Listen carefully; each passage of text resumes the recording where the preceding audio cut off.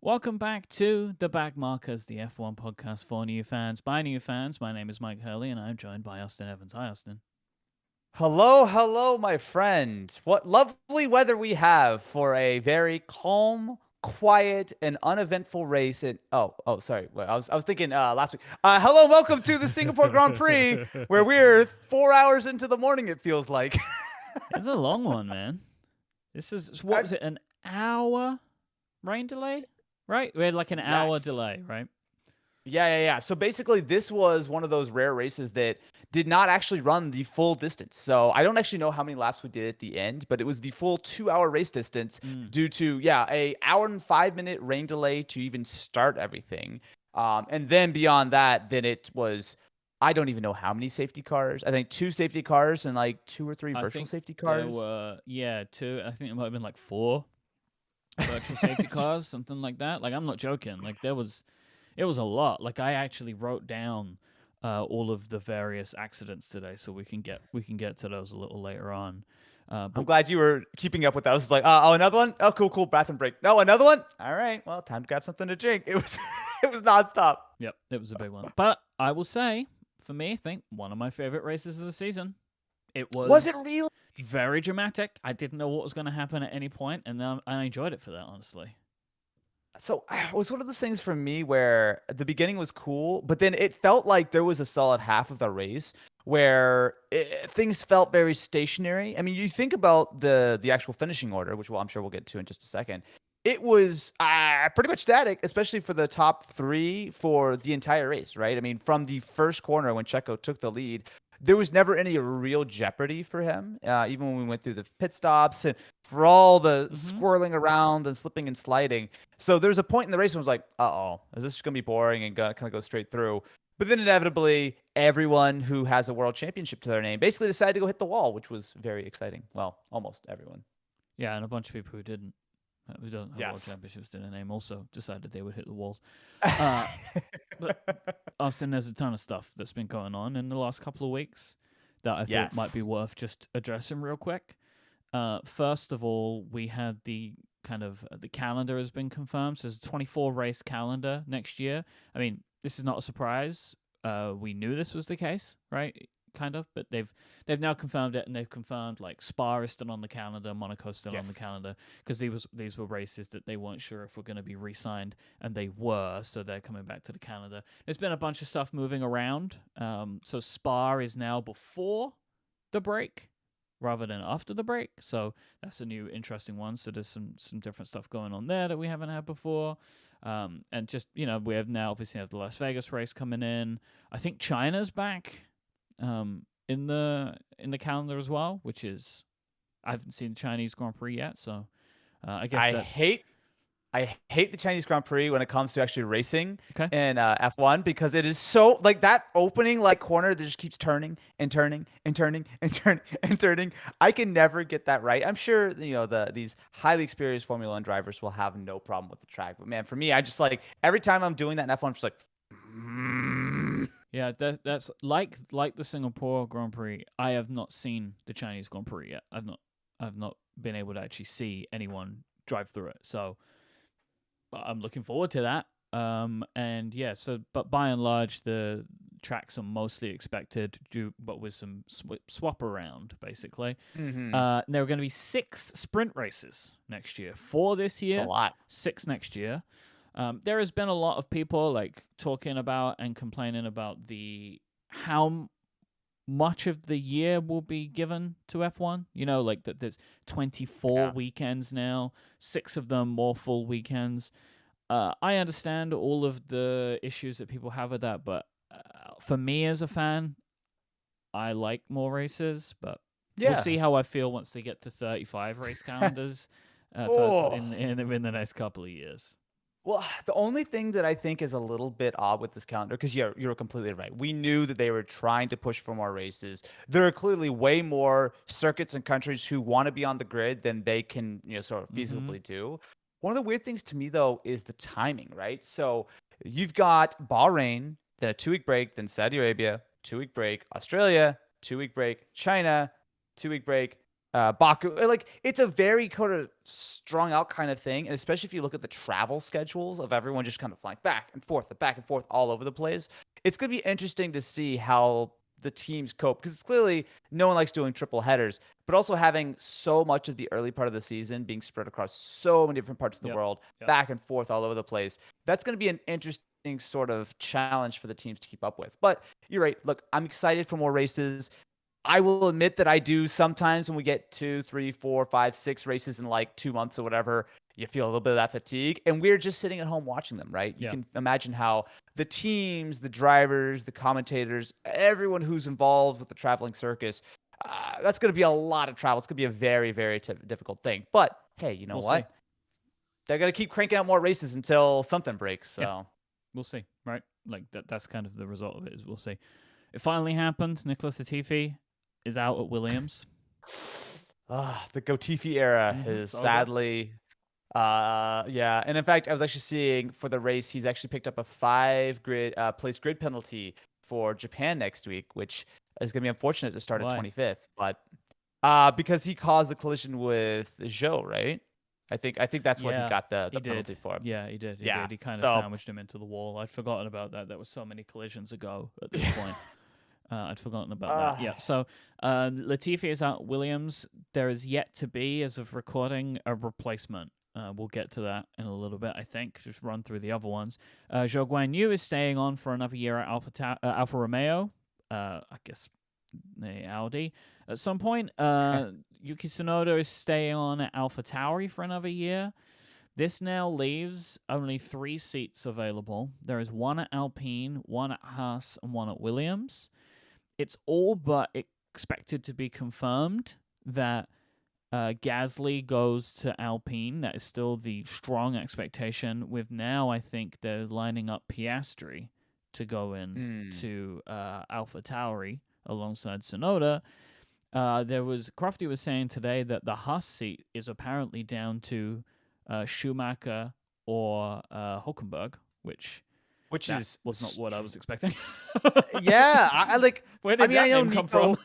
It's okay. Because Nico's been out for, is it 2 or 3 years now? It's been a while. I know he's certainly subbed in a number of times, but I know he's been on the list for quite a while. But it's really interesting to see Haas kind of potentially their entire lineup next year will be drivers who had year or multiple years out and who've kind of come back into the sport, which is kind of an interesting sort of look. It's gone very well for them with Magnussen. So it has. Well, relatively well, I think would be the way I would describe it. I think he's had a decent season, all things considered. No? Yeah. So I think there's still a lot up in the air. De Vries does not have his seat locked in. And to be fair, Piastri does not either. I think there's still enough sort of uncertainty on exactly where everyone lands that we may not know until quite a while into the series.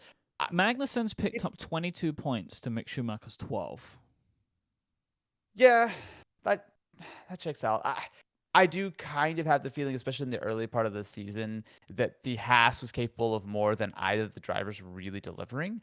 But clearly at this point, they've been way out developed. Like I think even, was it today that Aston Martin passed? Yeah, Aston Martin just after this race passed Haas, and now AlphaTauri are level on points. So Haas are probably going from, they could have been 6th or 7th in the constructors, and now they're probably going to end up in 9th, which is partially down to the car, but also I don't think either of the drivers have done a tremendous job of really showing off what it could have done. I messed up. I said, thanks to Mike in the chat, it's Nick De Vries, not Piastri, who's being lined up with Alpine, because obviously Piastri is locked in at McLaren. Yes. It's been such a silly season. But you know what's nice, though? I feel like where the grid seems to be sort of stabilizing is in a pretty good spot.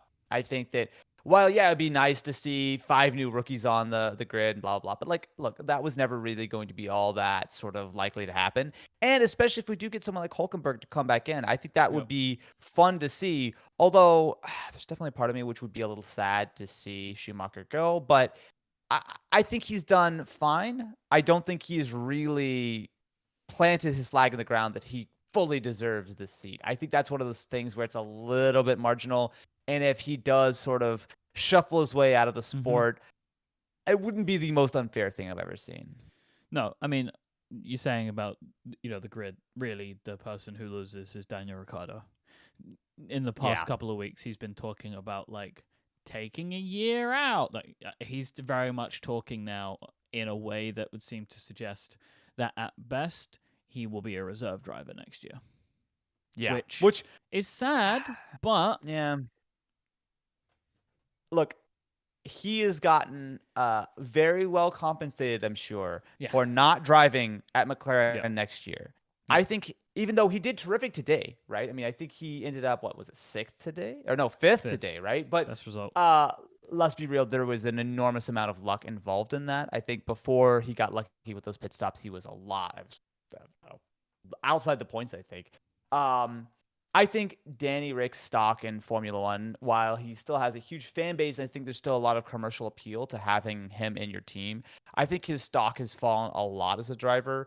And if his options are go to something like Haas or Williams, trundle around in the back of the grid for a year or two and then call it a day, or take a year off, reset himself, be a reserve driver, whatever the case is, and then try to come back stronger then, with everyone kind of forgetting a little bit about how bad the last couple of years have been and kind of the rose-tinted glasses of some of his peaks, especially if he can kind of, whether he's in the simulator or, doing testing or whatever, really kind of show.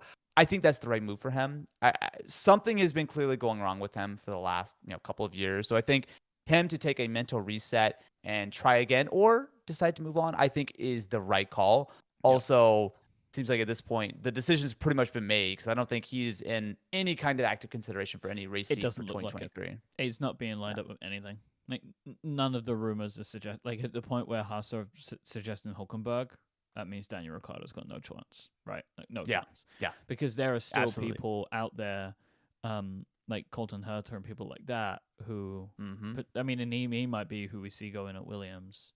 Well, I do think they nixed the idea of him for this year, right? I think he officially doesn't have enough points for the super license. Oh, really? I believe the FIA have ruled Herta out entirely, at least for next year. Wait, is he? Am I getting him wrong? Who's the guy in F2 in the Williams? Oh, that would be Sargent. Sargent actually still has a shot. So I believe Logan Sargent. That's it. Thank you. Yep. So I'm going to try to remember this off the top of my head. I think he's a couple points shy of qualifying for a super license, but I think for the last F2 race, he only needs like a top 6 finish to get enough points for a super license, which is why there was a small potential that they may not decide on, if Williams is going to pick him up until the end of the year, because I believe the last F2 race is in... Yeah, I believe it's the end of I think it's Abu Dhabi or something is the last. So he is likely, but not guaranteed, to actually have enough points for a super license. The chat can feel free to correct me if I'm wrong, but I think that's the deal with Sargent. It's pretty likely, but just not confirmed yet. And he's driving for them in place of one of their drivers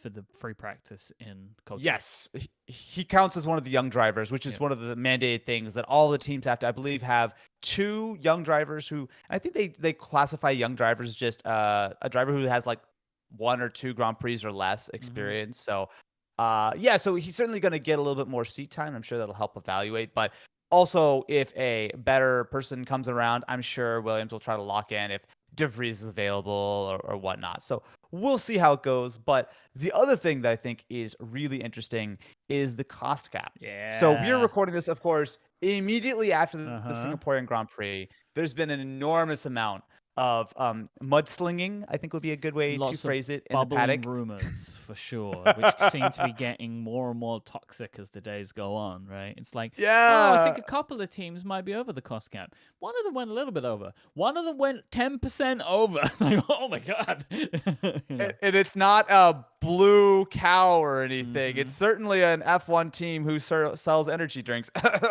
Let's give it a background. People are starting in the last year's season. There was a maximum budget set for like all teams. It's the same budget for all teams. I don't remember the exact number off the top of my head. Do you know what it is? $145 million. Right, I so believe. $145 million you're allowed to spend in a year for your team, and that includes everything: the salaries, everything. It's all included Well, in that except 145. the driver's Yes. salary, right? Which makes sense, right? I think if you Yeah. included driver salaries, some of the teams would have no money for anything, right? So, like, I think that was the right call. It's like, it's basically the development of the car, right? Like, that's what your budget is, right? So that includes the salaries of engineers and all that kind of stuff. This started last year. This is the second year of that. And because previously you could spend as much as you wanted, and that gave an unfair advantage to the teams that performed best because they would get the most prize money, they would get the most sponsorship money, and they could be the best forever because they could just keep spending an infinite amount of potential money on their cars, right? And the more money they spent, the better they were, etc. So this was part one of leveling the playing field before the new cars came in this year to do it even further. So it's to kind of mix up the grid a little bit more. Well, something I didn't know is that at the end of the year, the teams hand over their kind of budget reconciliation, and then it is reviewed by the FIA. Now, for some reason, it takes this long for that budget to be reviewed.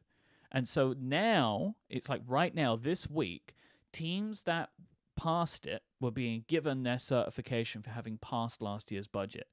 And the rumor going around the paddock, which these kinds of rumors, when they're this kind, there is definitely a belief to them, right? Like, but you could tell these aren't just like, look, these are like and plus team bosses have been complaining about it as well in whatever outlet will listen over the last weekend, that Aston Martin and Red Bull were not given their certifications yet. Yeah. There's the beginning, right, of like talking about it. They went over. Then some team bosses like Ferrari and Mercedes are complaining. Then Horner's like, I'm going to sue you if you keep talking about this. And like they're going backwards and forwards. And then today, before the race, more rumors started to come out to say that Red Bull was actually $10 million over. Now, who knows, right? But this is a problem that needs to be dealt with properly, because this is like, we've been talking a lot about penalties, right? If the penalty for this is a fine, say, well, then you've just unlocked the ability for all the rich teams to just do whatever they want. Right? Exactly. So it's tough, right? So I think the rumor, I mean, it's an open secret right now, is that, Aston Martin supposedly spent slightly over the cost cap. But if it really is 10 million, that's a significant overspend by Red Bull. Now, the way that I understand the regulations, they are ridiculously broad, and that the FIA can do whatever they want. Everything from a fine, disqualifying you from the drivers, the constructors. It seems like they can kind of set the example that they want to really kind of discourage this kind of behavior. And I think that there is some benefit to that, right? Let's imagine you've got 3 races left and you've had such a bad crash that you have to repair the car, and you're going to go over the budget by like $500,000, $1 million, but otherwise there's no race, right? I can imagine that being like, all right, we're going to fine you 2 times the amount, so like you're going to lose the benefit for it next year, but otherwise there's no way of you continuing, right? But my kind of feeling on that is, well, why can't this be an ongoing conversation? Like, why does it take the best part of 3/4 of a season the next year to come up with a decision of the previous year? Because as you're saying, as you're kind of alluding to, a lot of people are suggesting, they could be disqualified for last year from the whatever, like Max can have his title taken away, or they'll lose their championship standing or whatever. And if something like that was to happen, it's pointless. It's meaningless now. Well, I mean, think about how long it takes for an organization with hundreds, if not, over 1,000 employees to run those numbers, right? Think about how long it takes from a company to, complete the year, to like submit the tax returns or whatever the case is. And especially when you look at some of the bigger organizations, half the teams on the grid aren't just race teams, they also are, manufacturers or energy drink companies or whatever the case is. And while clearly there are, companies like, it's Red Bull Racing, not Red Bull, Inc. or whatever they call themselves. But like, there's clearly a lot of gray areas on exactly what these things are. Oh, I'm here at the race because I'm with Red Bull, not Red Bull Racing, with Red Bull. My salary doesn't count, or my travel doesn't count. Like, you can imagine how incredibly complicated these things are. And especially because this is the first time that the FIA have really tried to do this. I can imagine it's going to take them a while, a lot of questions, a Yeah. lot of back and forth. Yeah. And, they're going to set the precedent for the next, decade plus of the cost cap, which I'm sure is going to be in place. They're not going to get rid of it anytime soon. So it doesn't surprise me that much that it's taking them a long time to kind of confirm this stuff. Yep. Exactly. But I think it's kind of questionable. I mean, I get it that, yes, they could have overspent, but that's a huge amount to overspend by. I also do think it's slightly funny that the other team was Aston, not Mercedes, or the other teams like, oh, Aston overspent. Okay. But you know what? Whatever. I get it. They're building a mill factory and all this kind of stuff. Yeah. So I would like to think that by next week, by the Japanese Grand Prix, we'll have some more details on this because it is a lot of rumors. We do not have the sort of full story. For all we know, the Red Bull certification will come tomorrow, and they just had to we actually gave Max some extra money. Can we just knock that off? Okay, cool, done. Like, I don't know what the actual answer is, but I do think it's one of those things where we should maybe wait for the actual report to come out and see exactly what happened. Talk about it beforehand. You know? You got to clickbait on why Max is going to be disqualified from F1 forever. I mean, that checks out to me. I agree with what you're saying about the complication of it. But what I feel like is if in year one we've already had, if it is true and this is the level that it's going to, it suggests that going forward they need to work out some form of reporting so they can get on top of this faster. Because if this ended up happening every year, it kind of makes the championship meaningless. It's strange. It's definitely strange. But I guess I'm not surprised that there are some sort of growing pains with honestly, this whole process. If it is only Aston Martin and Red Bull, that is a surprise. Right? Genuinely, that is a surprise. If, like, in the first year that they did it, only 2 teams went over, it's like, wow. Some good accountants over there in Formula One. Whew.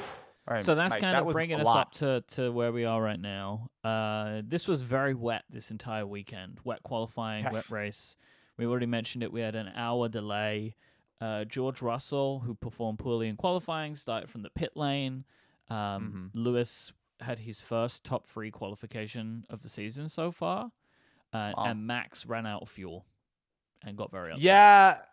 Look, Max was, so qualifying was one of those cases where it was very wet at the beginning. I would say it was moderately wet at the beginning of qualifying, and it wasn't really until the end of Q3 that slicks were much of an option. And even then, they were a little marginal. It was not a super obvious. Like at one point, Yuki, who was one of the only drivers who were still out there on inters, was still top of the timing, right? So once everyone fired up their slicks, it kind of came back around. But it's one of those things where Singapore is certainly a very rainy part of the world, so I think all the teams were probably needing to have their sort of pencils sharpened and their sort of calculators ready to try to deal with whatever strategy came their way. But also, it's an incredibly tricky track to drive in the dry, much less in the wet. And so I'll be honest, I think qualifying was surprisingly smooth, even though obviously it was very wet, because, man, pushing a Formula One car to the limit, it's such a tricky track that in such damp conditions, it is really impressive to see. Some of those corners are absurd, right? Like there's the one that goes underneath that bridge, right? And it's like a left and a straight into a right. Like again, I obviously have no skill, but when I play the game, like sometimes I can't even get the car around the corner. Like it's like, how did it get it around some of those corners? It really, especially the size of these cars now.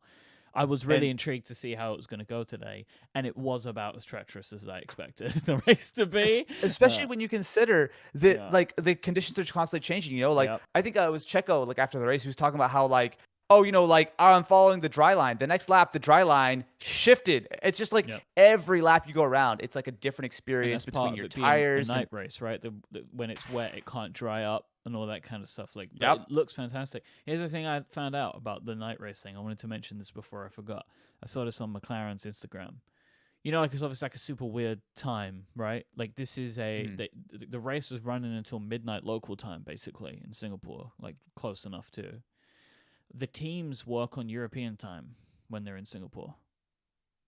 Oh, because this is the only race that operates like this, where it's far away, right? Like it's far away from Europe, but the race starts on European time. The race starts at like 1:00 in the afternoon here, which is basically European-ish time. But the Singapore Grand Prix, the teams all work on European time. So like there was McLaren saying they all stay in the Hilton Hotel for that weekend, Hilton have 24-hour room service and all that kind of stuff. So the teams, they are waking up at what would be like, I don't know, like 7, 8 o'clock at night or whatever. But that's actually when they're beginning their day because it's then European time. Because if you think about it, if those drivers have been up since 7 o'clock this morning and they're still racing till midnight, there's no way that would work. So they actually shift. Yeah. Because this race is, for whatever reason, time shifted like that. Everybody time shifts their day that way as well. That's incredibly interesting, well, especially because we're going to Japan next week, Mhm. which I believe is that's a significantly earlier race because Yeah. that's a daytime race in Yeah, it's a Japan. 6 So I a.m. think, start for me. So yeah, it's yeah, I think like it's super, super early. I think it's gonna be 1 a.m. for me. Yeah. Looking forward to that. 1 a.m. for you, right? Yeah, East Coast All the time. way- Yeah. because you're going to be on East Coast. Yeah. It wouldn't normally. Normally, that would be actually a Saturday night race for you. Yes, right? exactly. Yeah. Which I think the Vegas race is going to be next year a Saturday night night race. race Yep. local. Yeah. Yep. So And that's super interesting. because they want it to. Well, I mean, it will look better, but also then it's not too many races outside of the weird time for everybody else. So like they're just doing it that way. Yeah, absolutely. All right, should we come in for a pit? This has already been You know what? exhausting. I I feel feel like we're like- at Singapore Grand Prix. Right? I'm exhausted. You know what? The inters are not looking too great. I Okay. think we need to box for slicks. I feel like we need to go with softs. So are you All right. ready? I'm ready. Okay. 3, 2, 1. This episode of the Backmarkers is brought to you by The Racing Line. Motorsport calendars are messy. Find out what series is racing what weekend and when races begin. It's becoming more and more challenging than it should be to get this information. The Racing Line collects the calendars of over 40 major motorsport series and combines them into one easy-to-use app, covering series including F1, IndyCar, the World Endurance Championships, ISMA, the entire GT World Challenge catalog of series, plus MotoGP and World Superbikes for those two-wheel fans. You get all of this information inside of the Racing Line. The app provides day and weekly views so you can get an easy overview of what's happening on each day or plan out your motorsport viewing weeks and weeks ahead.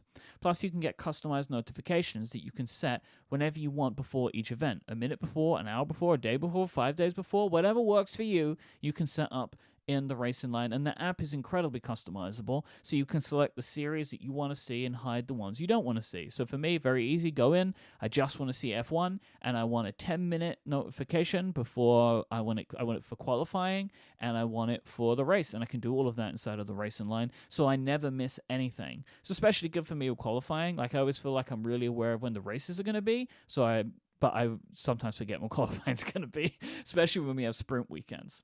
The Racing Line supports iPhone, iPad, watchOS, and Android, and the app is built by a single indie developer who began iOS development after listening to shows on Relay FM and the Accidental Tech podcast as well. So super cool.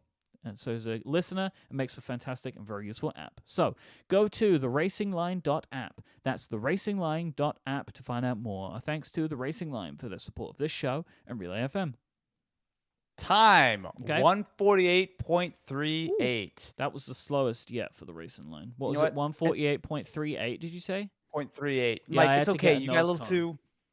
You know what? You just got a little enthusiastic about qualifying. Yeah. The only thing I need, really would wish for the Racing Line would be also to include alarm notifications, because most of these times are like 3 or 4 or 5 a.m. In the morning for me. So that would be even better. That part's annoying, Right now, I so use I'm it afraid. to remind myself to set my alarm. Oh, for the that's next quite morning. cool, though, right? Because you could do it like Yeah, 12 yeah. hours before. It's like, no, I know. I can get up Exactly. in the I'm morning. like, oh, cool. 4 a.m. tomorrow morning. Love it. There you go. All right, so would you like to hear my breakdown of the moments of the race, which mostly include the accidents of the race? I would love a thorough catalog of every time someone went to the wall, because it was most of the time. All right, so there were 3 incidents all of a sudden, it seemed, on lap 8, which was very funny, which brought out a safety car. This was we didn't see any of them happen live, so they kind of, when looking at each of these, looked like they all happened independently of each other for a minute. Yeah. Which was Zhou Guanyu was in the wall, Latifi had a puncture, and something happened to George. We didn't really know what it was right at the time, but it turned out that Latifi sandwiched Zhou Guanyu, so Zhou Guanyu went out. Latifi had a puncture that ended up taking him out of the race because he also had some damage once he limped into the pits. and George tried to move on Bottas, was way too overeager, and went into the runoff. But was able to do a little 180 and come back onto the track. A very calm and boring lap with nothing exciting at all. Yeah. Got it. Lap 8 was a snooze fest. Fernando Alonso performed heroic defense of Max Verstappen for many, many laps until incredibly unfortunately his engine failed. That was one of my least favorite moments of the race because I was loving that. I was loving that. I was so sad when that happened. George Russell, these are just some of my moments now, so I'm throwing this in there. George Russell had terrible luck on his tire change, and it was just like, I think it was Crofty who said it's like when you're going on vacation and your dad like won't get out of the traffic that he's in. He was like, he was committed to that decision, but that's kind of how it went for George. George had a not great race. Albon went out. He smashed into the wall, lost his nose cone. No, he lost his front wing, and then when they replaced it, like, no, this is bad, you're out. Esteban Ocon's engine failed in like my favorite way that somebody can go out is when that plume of white smoke just erupts out of the back of their car. I love how that looks. It's just always very funny to me. I can't explain it. Lewis Hamilton smashed into the barrier when trying to overtake Carlos Sainz. He then squeezed in front of Max Verstappen. Yuki hit the barrier. Yuki Tsunoda, he went out. Hamilton survived. Yuki Tsunoda went out. And George Russell had a puncture. Yeah, that's it. I've got a note here. Max spun out too. He went off on the road and had safety to flip car. a U-turn. I wrote a note that I couldn't remember what it meant, which was Max ruins the safety car restart. Yes. That was it. Yes. He got way too excited and lost his places on the safety car restart, ended up pitting again. And then there is still something that is yet to be resolved but shouldn't be an issue, which is Sergio Perez has some kind of potential infringement with the safety car, but he ended up pulling 7 seconds ahead, so probably won't be an issue for him. Probably. We'll find out. I very much hope not. Yeah. No, it was an interesting race, and especially I think there were a few phases where it was really exciting. I think sort of the last I don't know, maybe from 30 minutes to like 15 minutes to go. It was just Checo and Charles at the front of the pack. Just Checo just driving as hard as he could. At one point, he was having some engine issues with the drivability. Yep. I know they were talking to Christian Horner about it, and they were saying something about like the humidity, and it didn't seem like it was a huge issue, which drivability, I think, can mean a lot of different things as a driver. I mean, it could just be a thing where your power is not coming on as linearly as you want. Something's not feeling quite right when it comes to, the engine braking. Sometimes it can even be something to down to like the way that the actual electrical energy is being harvested and sort of deployed.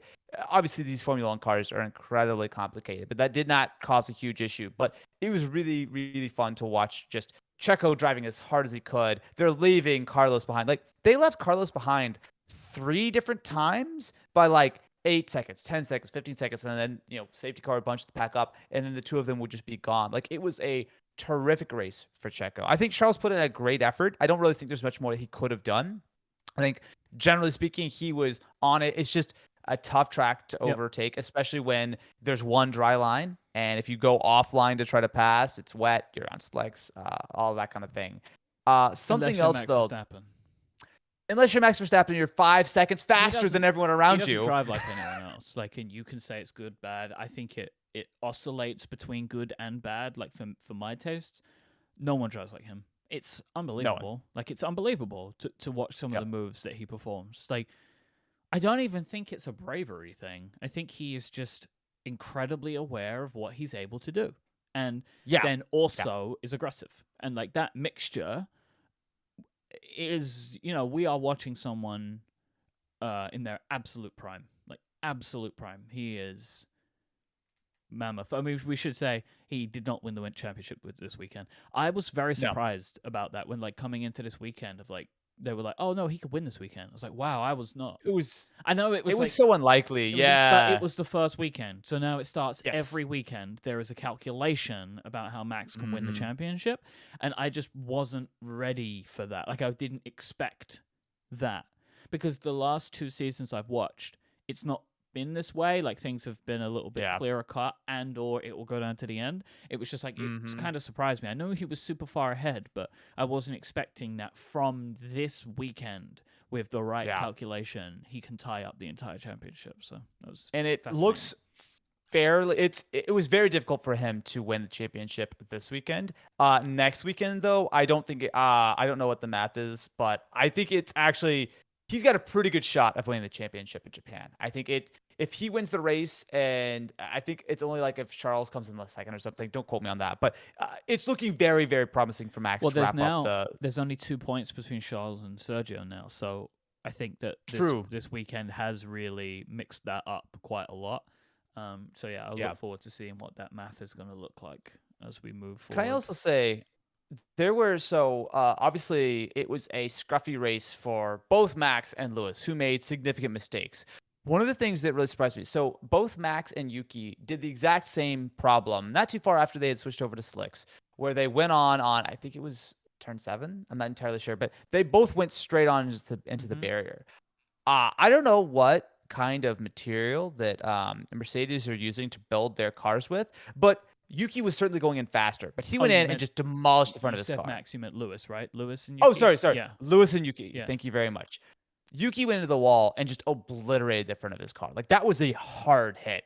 Lewis was not going in as hard, but he still gave the wall. Like he plowed into it. And the fact that he was able to reverse out and it was just his end plate that was a little bit damaged. Like when I saw him go into the wall like that, I'm like, oh, that's it. There's no way. I was obviously devastated, but it was super funny too because we were watching Max at that moment, and Lewis was in the little box, and I saw it happen. Like, oh no, like I could just see the wall coming at him real fast.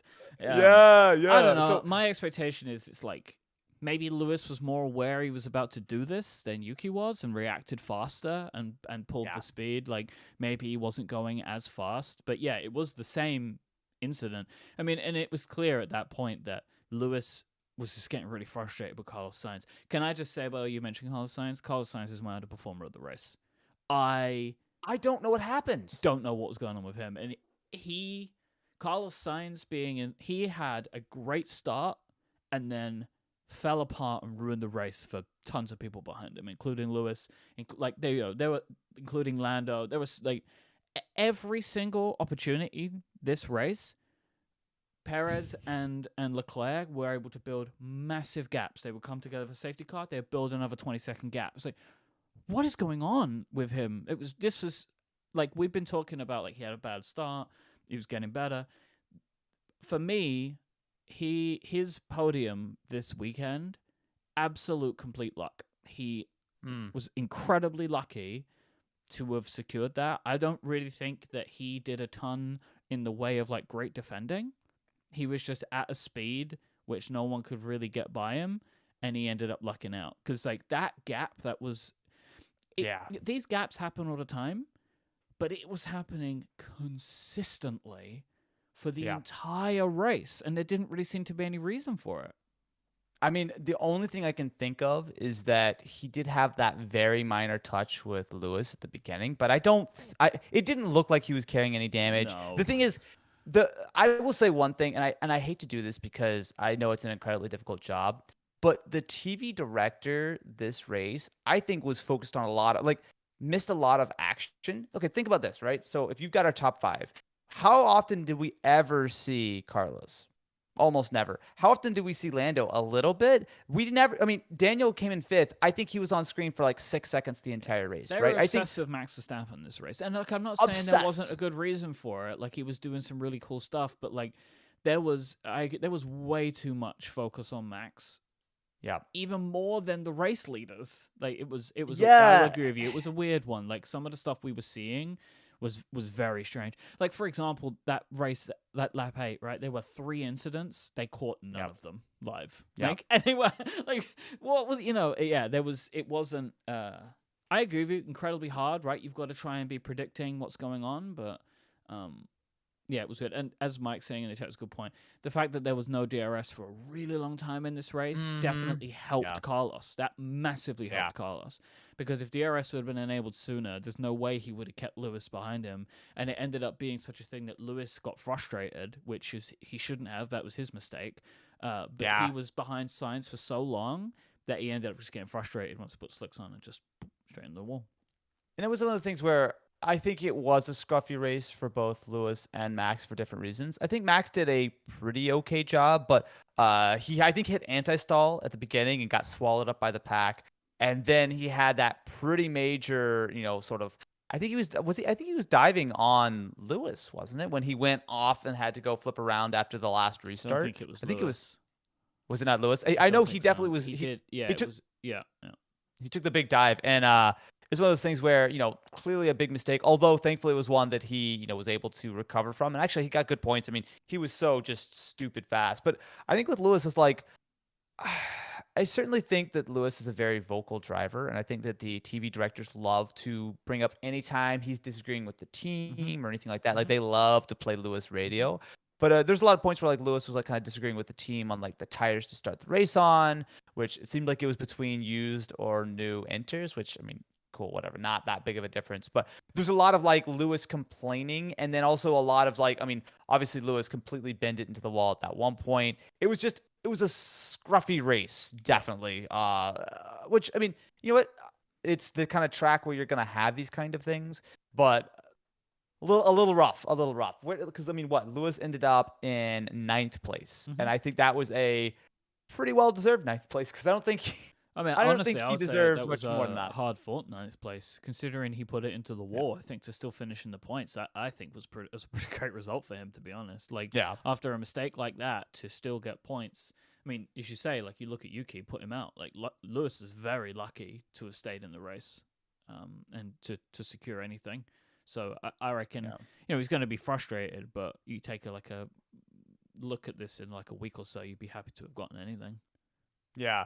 While we are talking about it, I feel like we should give some props to a few of the guys on the grid who did really well. So obviously, Lando drove actually I think a really really solid race. He didn't quite have the pace to overhaul Carlos, but I think he did a terrific job.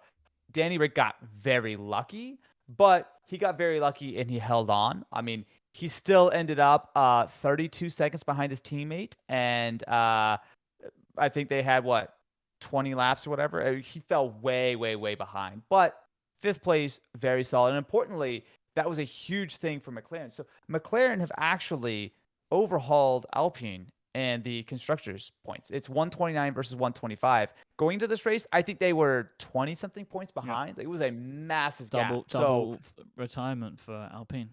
So it was that's what happens.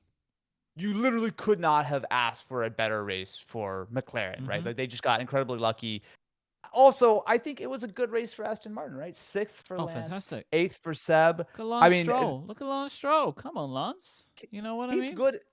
Look, if you can say anything good about Lance Stroll, which I mean, he seems like a nice enough guy. I think he's got talent in the wet, right? Yeah. I mean, he got pole in, was it 2020 in the wet? I think traditionally when you see Lance in the wet, he overperforms what his typical level is. So props to them. It was nice to see, I think, especially everyone always spends all this time staring at Max and Lewis. A race where neither of them really performed particularly well. It's nice to see a lot of the other guys who actually were able to pick up the pieces and put in a solid, respectable sort of race, get some decent points. Both McLarens, both Aston Martins in the top 10. I don't think we've had that this year. I think this might have been the first time we've had that this year. So it's not even top 10. They're both in the top 8, right? Yeah. Like, I mean, that's really, really impressive. So it was one of those races where I feel like you expect it to some degree when you come to, a street circuit A and a wet street circuit, combined. That there's going to be a race of attrition. That making it to the finish line is almost more important than necessarily being the fastest in a lot of cases. And I think that you see the teams who were able to get good strategy and or get lucky, which I think McLaren was both, to sort of pit so late and be able to save so much time under the safety car. But when you're at a track like this, when it's in such tricky conditions, hanging out a little bit longer, hoping the safety car shows up, is not a unreasonable idea, and clearly it really paid off for them. So I think it was a nuanced race. I think there was a lot of interesting things going on, and also I think that watching, I mean, all night races I think look cool, but especially with the spray and the excitement stuff, it was good. I very much enjoyed it, even though I did wake up at 4:30 and the race didn't start till like an hour and a half later. Um, back marker of the race. I think we're on the same page here. Yeah. It's got to be George, It's George. right? I mean, well, it was one of what two was that? if we're actually going for back marker. George just had bad luck, man. That's how way I look at it. He just had something was going wrong with his car in qualifying. They Yeah. replaced a ton of parts, which started him off in the pit lane. And then he couldn't get it together, and he just had a ton of things happening to him, right? Like, Yeah. he overshot a few things himself, which kind of so many people were guilty of that this weekend, Yeah. right? Like all of the top performers except for Perez and Leclerc, like were Carlos, but we forget about him, were guilty of some kind of move while attacking. Yeah. He had a puncture, right? And he was the sacrificial lamb for slicks. And he lost Which was a minute on that. so early. Like, I mean, Yep. I get that they had nothing to lose, but props to George for keeping it on the road. Just watching George pulling When out he of the pits came and out, just all over the place. Yeah. So this was just a real, this was just bad luck, I think, for him. Yeah. He got the fastest lap, stole it from Sergio. Just so Sergio Good doesn't job, get man. the point. Well, but Good he's job. still I also- fighting Sergio, right? He's still in, it's not Yeah. close, but he's still in it, like he still wants to go up against the guy. I think that was the Yeah. right strategy for him personally, just to go for that. But It was yeah, also really funny the moment where I think it's after everything had happened and it's Mick and George way in the back, and George's like, man, Mick is defending like it's the race of his life as Yeah. they're like 3 minutes Crikey, behind he the said, leaders. which I love. Yeah, Yeah, crikey. It's like crikey. like- I love him. like, man, you did kind of wreck his race a little bit. Like, I don't know if you should be complaining that much. It's like one of those things where that didn't feel like a complaint to me.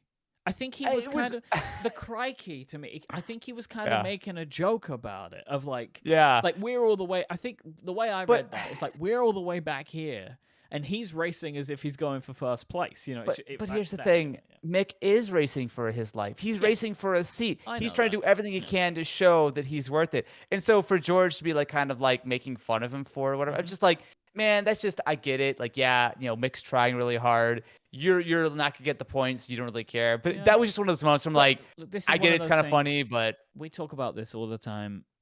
He's making a joke to his like race True. director. You know what I mean? True. Like Yeah. he's hanging back there. He hasn't really got much going on. He's this thing he thought was funny. He's making a joke, right? Like that's, you know what I mean? Like that's how I see that anyway. But what can I say? I love Yeah. George. what was so your wasn't favorite great. thing from the race? My favorite part of this race was the Vettel Hamilton Verstappen fight. It was really exciting. It ended in excitement, right? With Hamilton kind of trying to dive and losing it, and but I found the whole thing super exciting. I loved it. It was really great. I loved watching Seb in the mix. Mm-hmm. And I wish he could Yeah. have held off Max because it would have just been super cool. But I'm happy to see Seb getting some points on the board before his retirement comes. Yeah, I mean, we got to keep in mind we're counting down only a few more races with Seb, which is a sad thought. But this is a race I think that he did really well, right? I think I almost think for a race like this, a quiet race is a great race, right? If you're not the center of attention, if you're not causing problems, if you're not, if you just go, put your laps in, do your job, I think that's almost the best thing you could hope for. So yeah, it was really exciting. To me, I think my favorite thing was just the fact that it was a dramatic race. I mean, we had, besides, again, like I said, that first sort of third half of the race was a little bit quiet, and we ultimately didn't have a bunch of passing for the lead. But I mean, we had, Charles and Checo going, wheel to wheel. I mean, quite wheel to wheel, but they were like right on it for what felt like a very long time. And then you had the constant drama of people slipping and sliding, and especially when they switched over to slicks. I get it was faster, but it was faster only if you were incredibly on point with your driving. And so to me, it was a dramatic, fun, cool race. The only thing we missed was maybe just a little bit of rain in the middle to spice up just a touch more. But I can't complain. I think it was a very exciting race. I had a great time with it. Because this is kind of everything I was hoping for from this exact track, which I hadn't seen. I was expecting it was going to be bloody, right? And Yeah. it was. Like, Yeah. this is, I think, as many retirements as I've ever seen from a race. Yeah. To How many finish people with actually 14 finished? of them. Yeah, 14 finished, and both Mick and George were like, what, 1 and 2 laps Mhm. down. Like they were way, way, way And off. it's, You know, for me, in after the all best their possible way. incidents. No one got hurt, but lots of cars Yeah, went out. It's like, that's drama, you know? Like, that's the kind of yeah. drama that I like to see. Driver of the day is easy, right? Oh, Checo, Checo killed it. Like, just absolutely. killed it. Deserved it. So happy for him. You know, he's had Yeah, a rough couple of weeks, a rough couple of races. And there's that question of like, what's Checo's form like right now?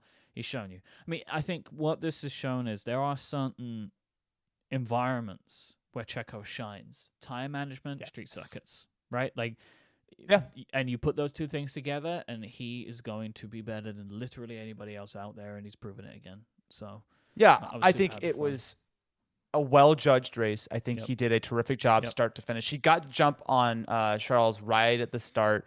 And I mean, Yep. while it looked a little bit like there was a point where Charles might be able to take him, generally speaking, he looked in control the entire time. The only thing I can say to put a little asterisk on this is what happens with this penalty, because Yeah. he put in a tremendous race. He deserves that win. I don't know exactly. I wasn't paying attention too much to whatever was going on with the start line and the safety car There are a and couple of whatever things. the gap I was. think the thing that they were getting particularly upset about is he was driving up alongside the safety car and gesturing towards the safety car to like move. I sure. Okay. If you want to But give him a penalty for that, okay. it is I one of just those things of like, Sergio, why? Right? Like, you know the rules.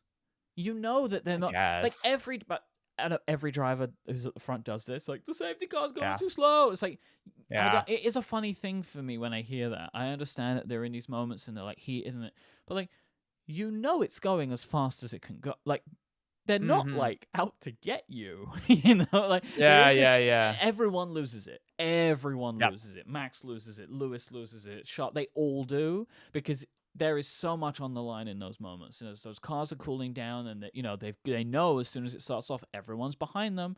They're all ready. But the thing I think they have to remember is everyone's in the same boat as you. Exactly. Right? Like, that's the weird part of like, yeah, your car's cooling down, but so's their car and the car behind. It's like a funny thing. They just get very upset. But there was something I don't recall seeing really before, where the the lead driver, drives up alongside the safety car and starts putting hand gestures towards the safety car driver. But and I think that I mean, the safety car is upset. literally trying to bunch the field up, right? Yeah, Like, there's a that's the whole point. point to them Yeah. slowing down, not only to make sure they go around. You know, I think they were repairing the barriers at the time or whatever. Mhm. It's stupid. Look, if he gets a penalty, okay, fine. And he did pull out a gap. So the final standing was he beat Charles by 7.5 seconds. So if he gets a 5-second penalty, he's okay. I don't think he deserves a 5-second penalty, but whatever. But if he were They to, can for any reprimand reason, him, lose, right? I think that's fair. Just like, Checo, don't do that. I guess. You know, I like, no, but you know, guess. they can just come and say, don't do that. You know, like, and maybe that's all it is. Of like, look, you know why this happens, you know, and everyone can Yeah. calm down, and he can go, yeah, that, you know, my mistake, and then just like let it go. That's kind of my hope of why they said they wanted to do it afterwards. Like, they just want to bring him in and be like, come on, buddy, like, don't act like that.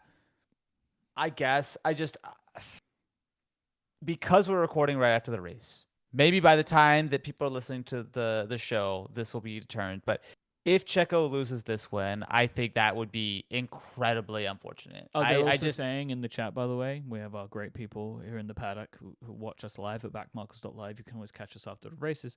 That the issue may have actually not been the hand gestures, that he was too far from the safety car a couple of points.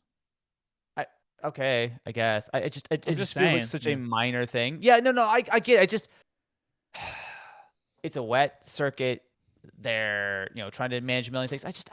Does anyone care? Does this did this make any difference to the race? Did it like impact No. Charles? I just don't think that this is that big of a deal. But look, if they give him a penalty, sure, whatever. If he loses the race, though, if he loses the win, that's just going to be tough, especially because they're My deciding issue- it after the fact. That's it. My issue, if they give him a penalty, if they give him a time penalty, why did you need to wait? Like, Yeah. why? Why did you need to wait? Well, Like, what difference is guess- it going to make?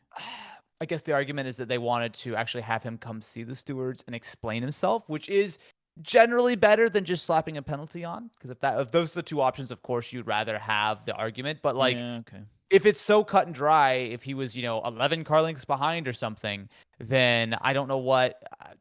I guess they're like, hey, was something wrong? Like, why did you do this? And he goes, I don't know. I didn't notice it. And they go, okay, cool. You got a penalty. Whereas says, oh, I was afraid that I was going to slide off the track and I was going to run into a bunch of people. I had to slow down safely. And it's like, okay, that might be a good excuse. But I don't know. Just regardless, it just feels like a really petty, like silly thing. But I guess we'll see, hopefully very shortly and not, at the end of the night when they finally figure it out. But as we are recording, he is in with the stewards. So he's in right now. Oh no. Well, he was in as of half an hour ago. I just checked.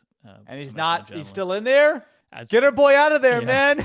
Someone needs to do an extraction mission on Perez. He got lost on his way to the stewards. No matter what happens, though, it doesn't take away from the fact that he performed like an absolute hero today. Super good. 100%. Super, super good. Absolutely. On a weekend where he was being ignored.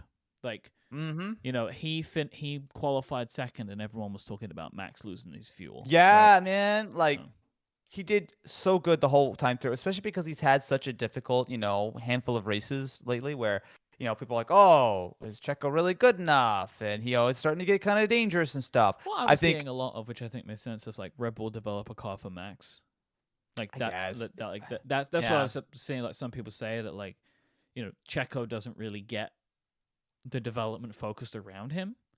Yeah. And it's probably honestly the same for a lot of teams that they develop it for their star driver, but whatever. Yeah.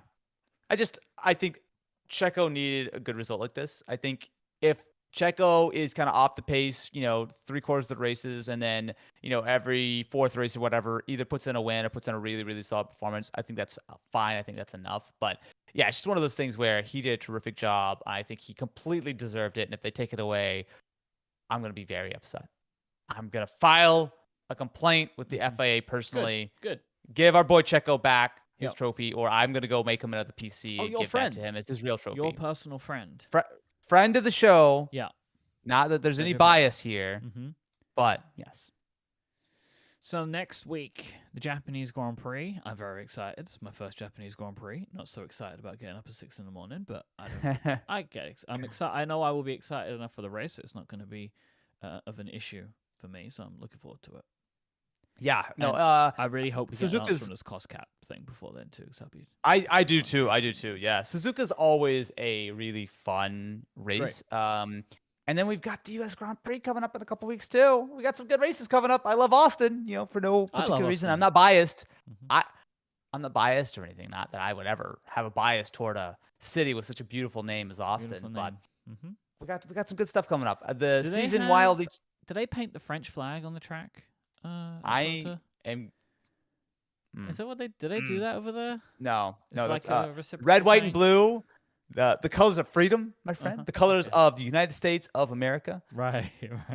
Okay. Don't forget it. Don't get this. Look, there's a reason. It's red, white, and blue here as well. No, Romania's red, white, and blue. No. Those don't count.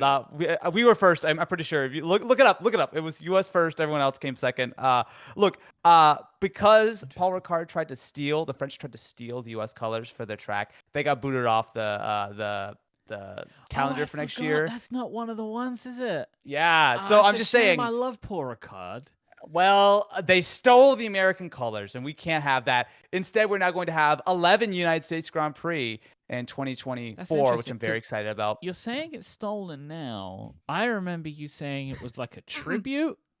No, it was stolen, and they've been reprimanded and kicked off the calendar. Yeah, right. That's the real case, man. So that's the story, and I'm gonna stick with it for now.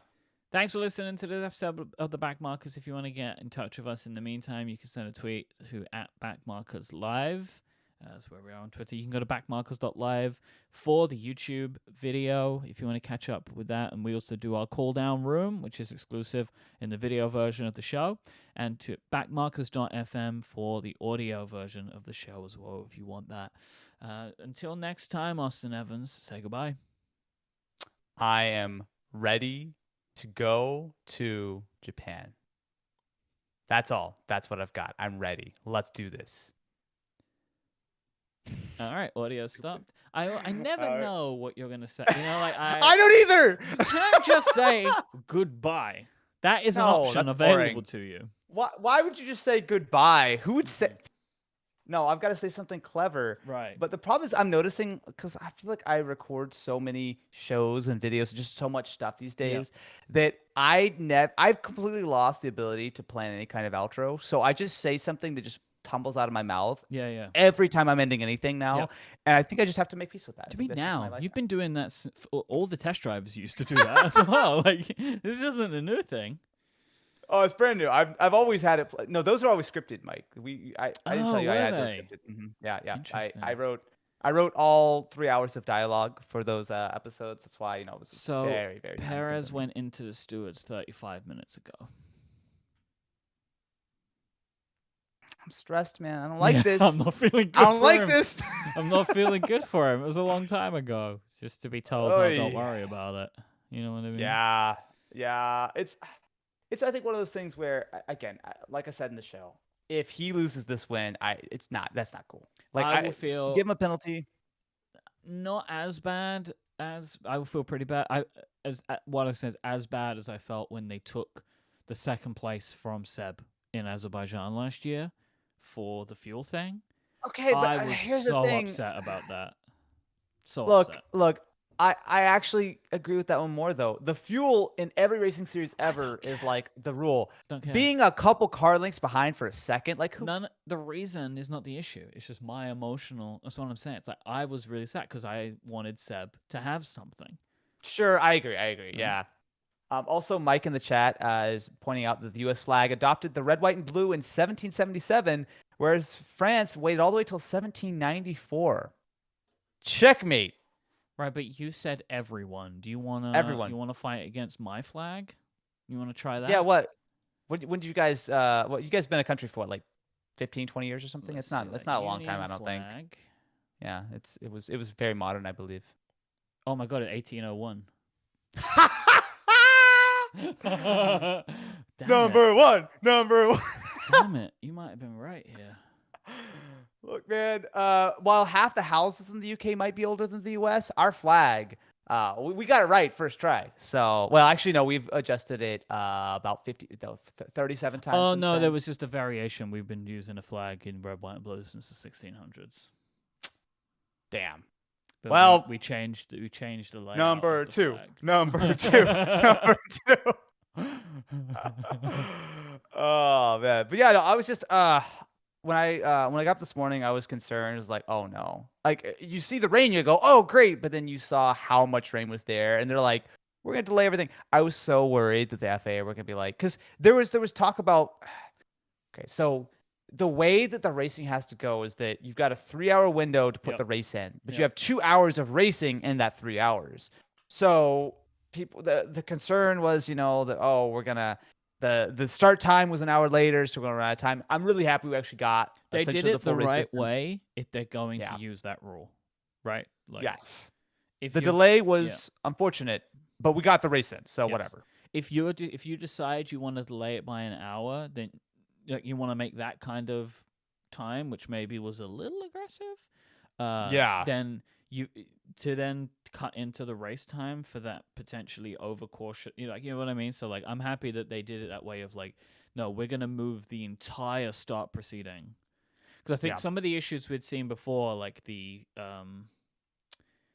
was it Spa? Where was it that George got the second place? Was that Spa? Spa, yeah, it was The Spa. issues Yeah, had yeah. already started. They made the wrong Yep. call and they brought everyone out, and that meant the Yeah. clock started ticking, which was stupid Exactly. in hindsight. Stupid that they did Yep. that. So when they had this potential rare option available. kudos to the FAA for making a correct decision, and I'm just gonna keep refreshing to see if Checo gets out of the stewards. I know, man. Oh man, I can't even focus now. The fact that he's in there, he's arguing that he deserves a win right now is not cool, man. Not cool. Checo needs this win. Well, to be fair, he's got the win. I think everyone recognizes that he did a terrific job, but like he deserves a W in that column. He deserves that trophy. He's already taken. I bet he's already probably put it on the helicopter home. Charles will have to fight him to get it. You think he takes a helicopter?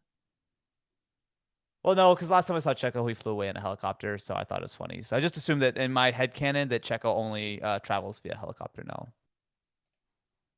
Is that too many layers down Austin's sleep deprivation thought process? Yeah, Mike, you were 100% correct. The second that we end the cooldown room, it'll be announced that Checo has been banned from Formula One forever or something equally terrible.